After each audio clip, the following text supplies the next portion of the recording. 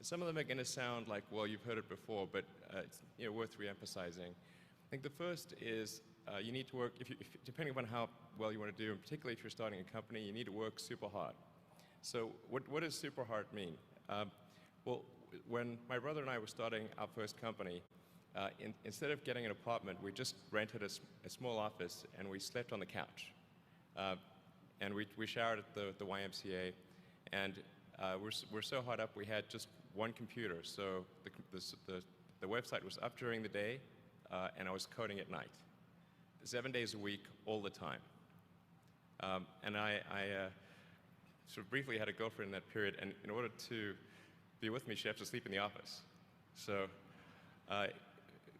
work hard, like I mean, every waking hour. That's the thing I would say, particularly if you're starting a company.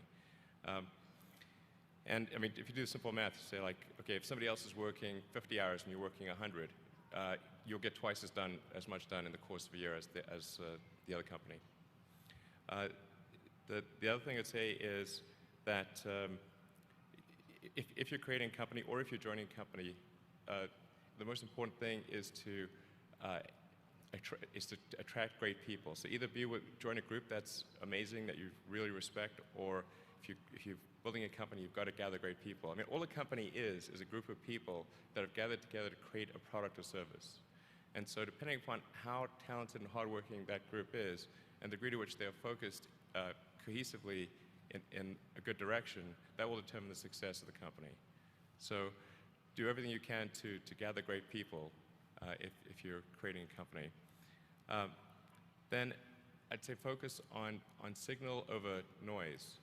A lot of companies get confused. They spend money on things that don't actually make the product better. So, for example, at Tesla, we've never spent any money on advertising.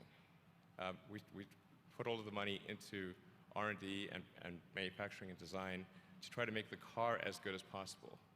I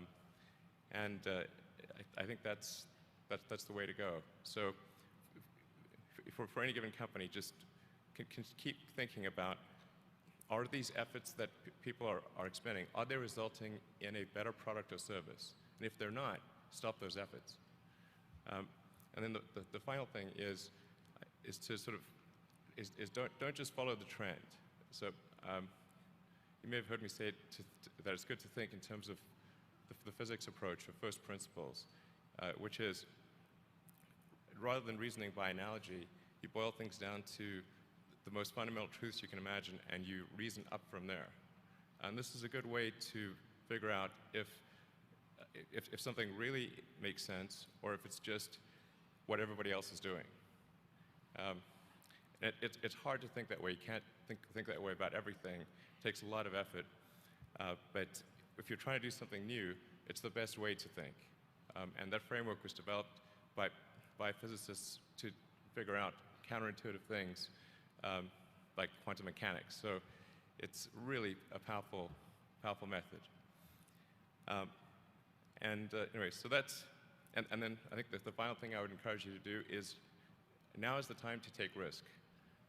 You don't have, you don't have kids. Your obligation. Well, sorry. Probably don't have kids.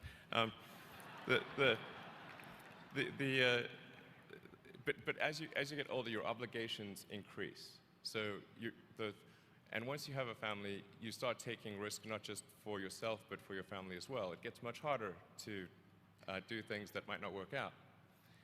So now is the time to do that before you have those obligations. So I would encourage you to take risks now. Do something bold. You won't regret it. Thank you.